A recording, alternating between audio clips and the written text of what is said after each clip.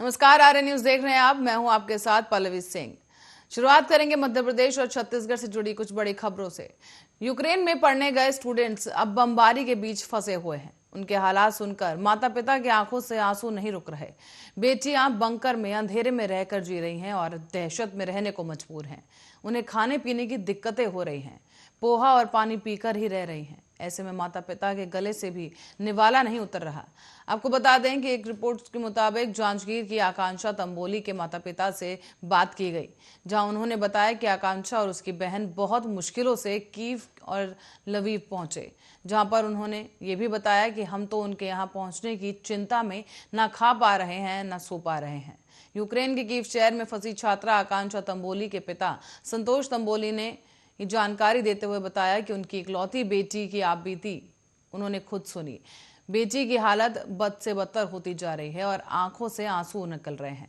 उन्होंने ये भी बताया कि उसकी मां चंद्रकला तंबोली रो रो कर उनका बुरा हाल है। 24 फरवरी से ही आकांक्षा अपनी कजन मुस्कान तंबोली, सुमन पटेल समेत कई अन्य स्टूडेंट्स के साथ बंकर में रह रही थी।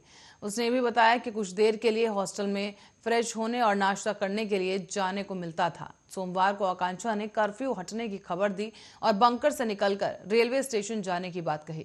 ये सुनकर अब उसके माता पिता खुश हैं। संतोष तंबोली ने बताया कि राशन खत्म हो गया था, तब मैगी और पोहा बनाकर 250 मिलीलीटर पानी पीकर दिन गुजार रही थी। सोमवार को ही रेलवे स्टेशन पहुंची, तब उसके वापस आने की उम्मीद नजर आई, जहां परिवार के सब लोग खुश हैं, लेकिन स्टेशन और उन्हें ट्रेन में बैठने नहीं दिया गया। बताया जा रहा है कि इसके कारण अब उन्हें रेलवे स्टेशन तक दूसरी ट्रेन पकड़कर आना पड़ा। खुशी की बात यह है कि बारूद के ढेर से बच्चे निकल गए हैं।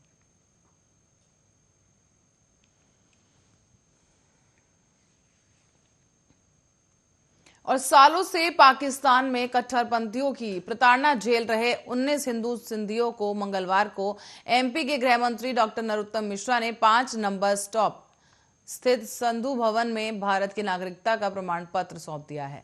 लोगों ने इस अवसर पर मध्य प्रदेश भाजपा प्रवक्ता दुर्गेश केसवानी का उनके प्रयासों के लिए आभार भी व्यक्त किया। कार्यक्रम के बीच लोगों ने प्रधानमंत्री नरेंद्र मोदी और भारत के गृह मंत्री अमित शाह के प्रति आभार व्यक्त करते हुए उनकी जय जयकार के नारे लगाए।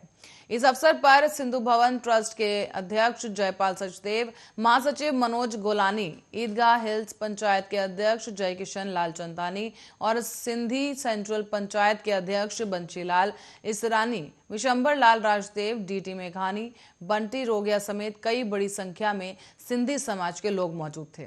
इसी अवसर पर मंच का संचालन राजेंद्र मनवानी ने किया।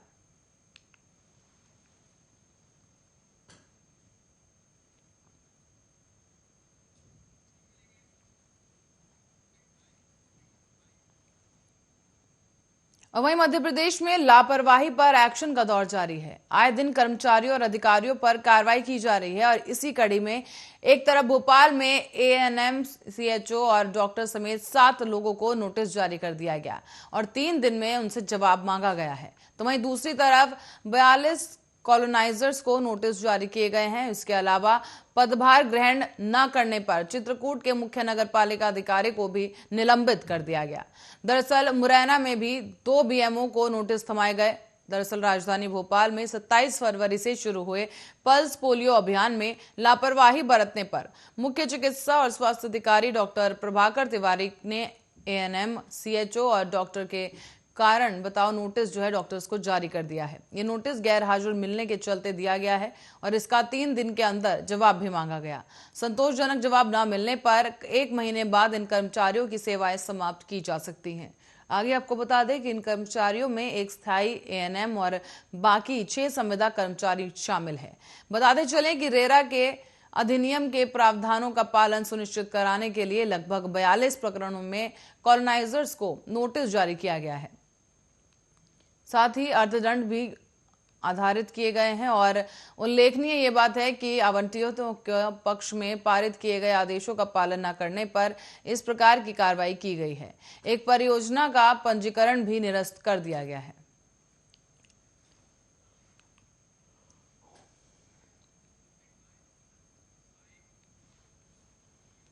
और मध्य प्रदेश के किसानों के लिए एक बड़ी खबर सामने आई है। दरअसल सरकार की कोशिशों के बाद अब केंद्र ने मध्य प्रदेश किसानों को बड़ी राहत दी। बता दें कि रबी फसल की कटाई शुरू होने के साथ ही खरीफ फसलों की तैयारी की जा रही है और किसानों को समय पर खाद मिल जाए, इसके लिए शिवराज सरकार ने एक बड़ी कोशिश की थी, जिसके बाद अब राज्य के प्रस्ताव पर सहमति दे दी गई है। आपको बता दें कि केंद्र सरकार ने राज्य के प्रस्ताव को मान लिया है और इस बार केंद्र की तरफ से मध्य प्रदेश को 13 lakh ton urea, 10 lakh ton DAP और 2.5 लाख एनपीके की आपूर्ति की जाएगी। इसी के साथ ही खाद वितरण में पारदर्शी व्यवस्था की तैयारी भी की जा रही है और किसानों को 70% खाद प्राथमिक कृषि साख सहकारी समिति के माध्यम से उपलब्ध कराई जाएगी। शिवराज सरकार द्वारा प्रदेश के किसानों के लिए 8 लाख मीट्रिक टन खाद का भंडारण किया जाएगा, जिसमें 4 lakh ton urea, 3 lakh ton DAP और 1 लाख टन कॉम्प्लेक्स खाद का भंडारण संस्कार करेगी।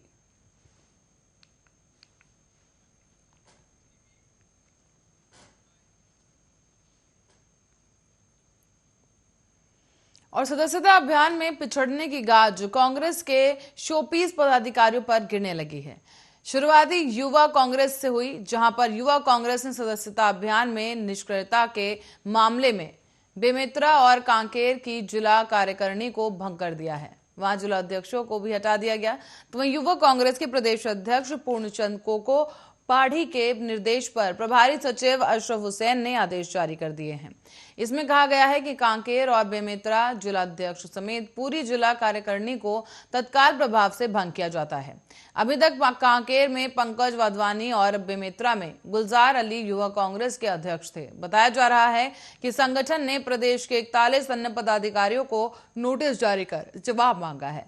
संगठन ने इन पदाधिकारियों को जवाब देने के लिए 5 दिनों का समय दिया है और कहा जा रहा है कि ये कार्रवाई 28 फरवरी को राजीव भवन में हुई समीक्षा बैठक के वरिष्ठ नेताओं की ओर से जताई गई नाराजगी के बाद की गई है। डिजिटल सदस्यता अभियान की समीक्षा से जुड़े इस बैठक में ये पदाधिकारी मौजूद नहीं थे और उनकी ओर से सदस्यता अभियान में उल्लेखनीय योगदान भी नहीं दिखा।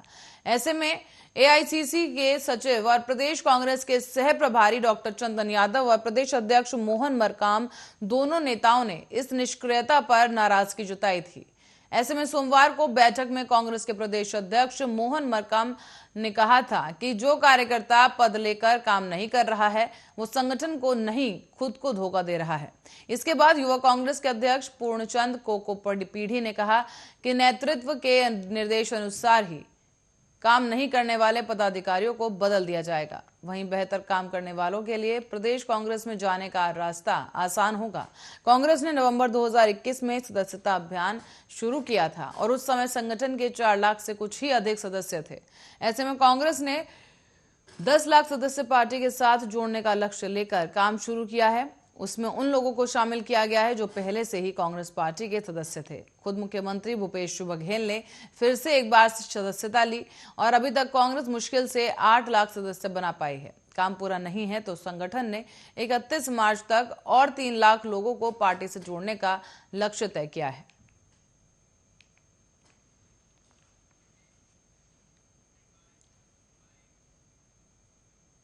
और महाशिवरात्रि की शाम छत्तीसगढ़ के मुख्यमंत्री भूपेश बघेल और संतों की मौजूदगी में राजिम माघी पुन्नी मेले का समापन हुआ।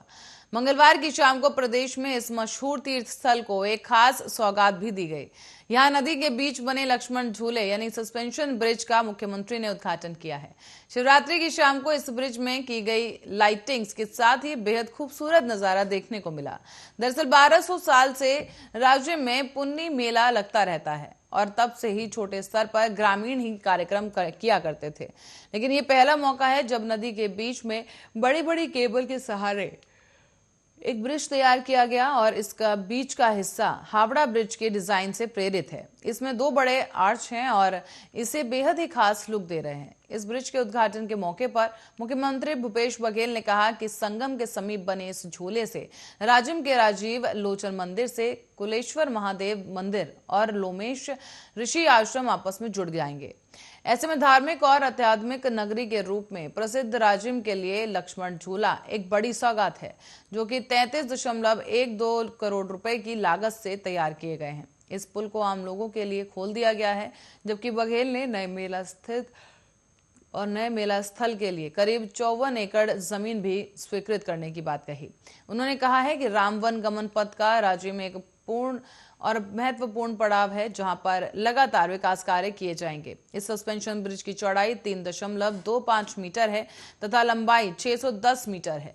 अब बारिश के दिन भी जब नीचे नदी का बहाव होगा तो लोग ऊपर पुल का इस्तेमाल कर सकेंगे ताकि वो मंदिर जा सके।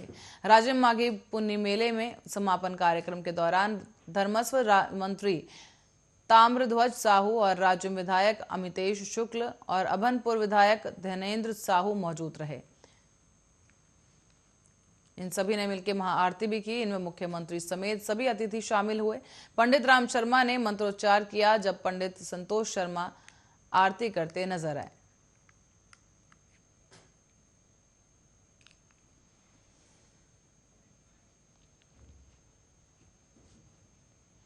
और भोपाल के करीब सीहोर में रुद्राष्ट्र महोत्सव स्थगित होने का मामला तूल पकड़ता जा रहा है। पुलिस प्रशासन की किरकिरी होने के बाद अब मंगलवार को इस मामले में सरकार की एंट्री हो गई। दरअसल गृह मंत्री नरोत्तम मिश्रा ने एक बयान दिया जिसके बाद विपक्ष भी अब सामने आ गया है। गृह मंत्री ने व्यवस्थाओं को लेकर कथावचित पंडित प्रदीप मिश्रा से बात की, तो वहीं भाजपा के राष्ट्रीय महासचिव कैलाश विजयवर्गीय ने भी इस पूरे मामले को लेकर एक ट्वीट किया है और इस दौरान उन्होंने प्रशासन को जिम्मेदार ठहराया। उनका ये कहना है कि ये सरकार की छवि खराब करने की साजिश है। विजयवर्गीय ने सीएम को ये चिट्ठी लिखी और कहा कि सीहोर प्रशासन की अकर्मण्यता से मेरे जैसे सनातनियों को बहुत आघात पहुंचा है। आप 17 साल से मुख्यमंत्री हैं, आखिरी ऐसी क्या विपदा आ गई जो पंडित मिश्रा पर दबाव बनवाकर कथा निरस्त करानी पड़ी। आपको बता दें, गृह मंत्री के बयान के बाद पूर्व मुख्यमंत्री कमलनाथ ने ट्वीट कर सरकार को घेरा था, जहां उन्होंने लिखा कि महाशिवरात्रि की पूर्व संध्या शिवराज जी की सरकार, शिवराज जी का क्षेत्र और शिव ज्ञान की गंगा बहाने वाला शिव महापुराण और रुद्राष्ट्र महोत्सव को 7 दिवसीय महायोजन दबाव डालकर पहले दिन ही स्थगित करा दिया गया, क्योंकि प्रशासन लाखों श्रद्धालुओं की व्यवस्था संभालने में असफल साबित है। साथ ही उन्होंने ये भी कहा कि एक कथावाचक को आंखों में आंसू भरकर व्यासपीठ से इस सच्चाई को श्रद्धालुओं को बताना पड़े तो इससे शर्मनाक प्रदेश के लिए कुछ और नहीं हो सकता। जो खुद को धर्म प्रेमी बताते हैं वो उनकी सरकार की हकीकत है। बड़ी संख्या में श्रद्धालु नाराज हैं और प्रदेश में इतिहास में ऐसा पहले कभी नहीं हुआ।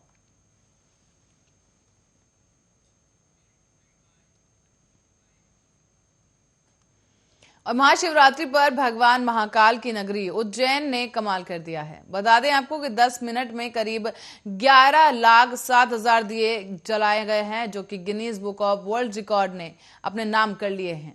बताते चले आपको कि इससे पहले दिवाली पर अयोध्या में करीब 9 लाख दिए जलाकर रिकॉर्ड बनाया गया था, लेकिन अब उज्जैन ने अयोध्या का रिकॉर्ड भी तोड़ दिया है, जहां चंद समय के लिए पूरा शहर दियों की रोशनी से जगमगाया, जिससे लाखों बल्ब एक साथ जला दिए गए हों। Guinness book of world record की 5 सदस्यीय टीम ने जैसे ही रिकॉर्ड की घोषणा की तो पूरे शहर में आतिशबाजियां होने लगी, आसमान में पटाखे फूटने लगे और शिव ज्योति अपूर्णम महोत्सव में उज्जैन नगरी फाल्गुन में दिवाली सी जगमगाहट देखने को मिली। मुख्यमंत्री शिवराज सिंह चौहान ने अपनी पत्नी साधना सिंह के साथ करीब 11 दीपक जलाकर इसका शुभारंभ किया था। इसके बाद सायरन बजाते ही 14,000 स्वयं सेवक दियों को जलाने में जुट गए और इसके अलावा लोगों ने घर घर और अपनी प्रतिष्ठानों पर भी दिवाली की तरह ही दीपक जलाए। दावा यह है कि उज्जैन शहर में 21 लाख दिए जलाए गए हैं। यहां पर 5 ड्रोन से निगरानी भी की गई और भस्म आरती में सबसे पहले भगवान महाकाल को पंडे पुजारियों ने जल चढ़ाया। इसके बाद पंचामृत अभिषेक किया। पूजन में दूध, दही, घी, शक्कर और फलों के रस से अभिषेक किया गया। भांग से अद्भुत श्रृंगार किया गया था और सुबह 5:30 बजे से आम भक्तों ने दर्शन करने शुरू किए। ऐसे में 12 ज्योतिर्लिंगों में से एक उज्जैन का महाकाल मंदिर दक्षिण मुखी है। साथ ही भस्म आरती की परंपरा के चलते इसका महत्व अत्यधिक बढ़ जाता है। देश भर से श्रद्धालु उज्जैन पहुंचे और देर रात 2 बजे से ही मंदिर के बाहर लाइन लगनी शुरू हो गई थी। अब 2 मार्च की रात को शयन आरती के बाद पट बंद किए जाएंगे।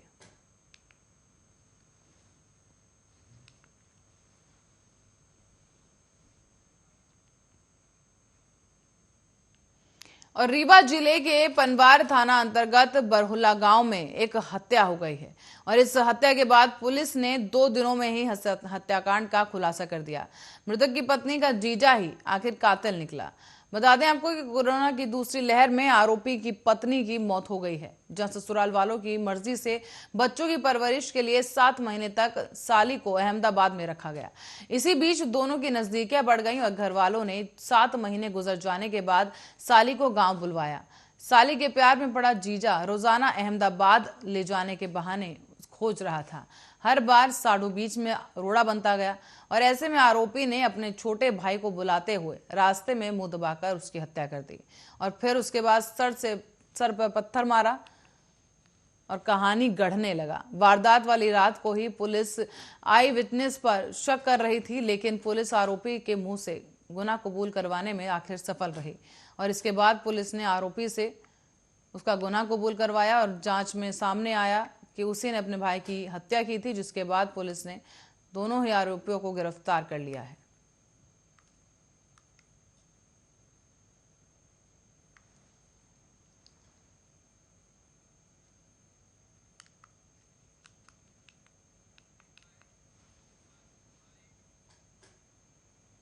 खबर मुरैना से है, जहां मुरैना के अंबाह जेल में कैदियों से अवैध वसूली की जाती है। बता दें आपको कि ये कैदी पैसे नहीं देते तो उन्हें बुरी तरह से मारा पीटा भी जाता है। इसके अलावा जो कैदी पैसे देते हैं उन्हें हर बात की सुविधा दी जाती है। हर सुविधा के अलग अलग रेट तय किए गए हैं और अच्छे खाने के रेट अगर आपको बताएं तो आपको बताते चलें कि सभी के रेट अलग हैं। अच्छे खाने के अलग, चाय के अलग और मोबाइल पर बात करने की सुविधा भी अलग रेट में तय की जाती है। साथ ही यहाँ मारपीट से बचने के लिए भी 10,000 रुपए देने होते हैं। इसके अलावा फूली रोटी के 500 रुपए दिए जाते हैं। चाय और छौंका दाल के हजार रुपए देने पड़ते हैं। रुपए नहीं देने पर उबली दाल और कच्ची रोटी मिलती है। जेल से छूटे कैदी लला तोमर निवासी फुटपुरा की तरफ से बात का खुलासा किया गया, जहां उसने बताया है कि वो अंबाह जेल में बंद था और जेल में पदस्थ निरुद्ध नरवरिया और प्रहारी रामशंकर जैसे तमाम लोगों के उसने नाम सामने बताया और कहा कि उसके साथ कई बार शारीरिक रूप से प्रताड़ित भी उसे किया गया और उससे 10,000 रुपए इन्वर्टर लगवाने के लिए मांगे गए। जब उसने असमर्थता जताई तो उसके साथ मारपीट की गई। अंत में उसके परिजन बाजार से इन्वर्टर खरीदकर जेल में देने पहुंचे। इस बात की पक्की रसीद भी उसने दिखाई और उसके बाद 10,000 रुपए उससे मांगे गए। जब उसने देने से मना कर दिया तो फिर उसके साथ मारपीट की गई। अंत में मारपीट से घबराकर उसने 10,000 रुपए जेलर के खाते में ट्रांसफर कर दिए। इसकी रसीद भी उसके पास है। साथ ही उसने बताया कि जेल में पैसे देने पर कैदियों को हर सुविधा मुहैया कराई जाती है। ये सुविधा जेलर और उसके उपरोक्त साथी प्रहारियों द्वारा करवाई जाती है। जेल में अच्छी सब्जी खाने के 1,000 रुपए लगते हैं। चाय के 1,000 रुपए और मोबाइल चलाने के लिए भी रुपए देने होते हैं। यहाँ 5 कैदियों के पास मोबाइल है, जिसने वहां और अन्य कैदियों अपने परिजनों के साथ या दोस्तों के साथ वहां पर बात कर सकते हैं। जेल से ही ये लोग अपने अपराध की दुनिया का नेटवर्क भी चलाते हैं।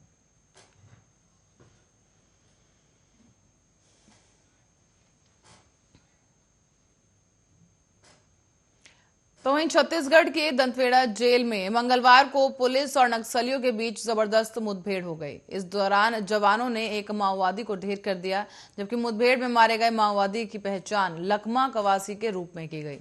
ये नक्सलियों को सबसे मजबूत दरभंगा डिवीजन कमेटी के प्लाटून नंबर 31 का सदस्य था, जो कि इस पर 3 लाख रुपए का इनाम भी घोषित किया गया था। मौके से जवानों ने हथियार समेत भारी मात्रा में विस्फोटक भी बरामद कर लिए हैं। ये पूरा मामला कटे कल्याण थाना क्षेत्र का है, जहां पर जानकारी के मुताबिक पुलिस को देर शाम को सूचना मिली थी कि कटे कल्याण में जंगल में 10 से 15 की संख्या में हथियारबंद माओवादी मौजूद हैं। इसी सूचना के आधार पर पुलिस ने दंतेवाड़ा से डीआरजी जवानों की एक टीम को इलाके की सर्चिंग के लिए निकाला। बताया जा रहा है कि जैसे जैसे जवान मौके पर पहुंचे, पहले से ही घात लगाकर ये माओवादी बैठे थे और इसके बाद दोनों पक्षों के बीच मुठभेड़ शुरू हो गई। आपको बता दें, करीब आधे घंटे तक ये मुठभेड़ चली, जहां जवानों ने हार्डकोर माओवादी को ढेर कर दिया है। फिलहाल मुठभेड़ के बाद इलाके की सर्चिंग की जा रही है और सर्चिंग में जवानों ने नक्सली का शव समेत एक देसी पिस्टल, 5 किलो का एक टिफिन, आईईडी और विस्फोटक सामान, वायर, नक्सल समेत कई सामान बरामद किए हैं और इसी के साथ ही दैनिक उपयोग का सामान भी बरामद किया गया है। लखमा कवासी कई बड़ी घटनाओं में पहले से ही शामिल था और दंतेवाड़ा एसपी सिद्धार्थ तिवारी ने पुलिस की इस बड़ी सफलता के लिए बधाई दी है। इससे 10 दिन पहले ही दंतेवाड़ा जिले में ही डीआरजी जवानों ने मुठभेड़ में 5 लाख रुपए के एक इनामी नक्सली को भी मार गिराया था। उस दौरान भी जवानों को सूचना मिली थी कि ये नक्सली ग्राम पुरगुम के जंगल में बड़ी संख्या में मौजूद हैं, जहां पर डीआरजी जवानों को एरिया डोमिनेशन के लिए भेज दिया गया था। सर्चिंग के दौरान खबर को सही पाया गया और इसके बाद माओवादियों के साथ मुठभेड़ हो गई। इस दौरान पुलिस ने नामी जो माओवादी हैं उन्हें ढेर कर दिया। मध्य प्रदेश और छत्तीसगढ़ बुलेटिन में फिलहाल के लिए इतना ही। देश और दुनिया की तमाम खबरों के लिए बने रहे हमारे साथ, देखते रहे आर्य न्यूज।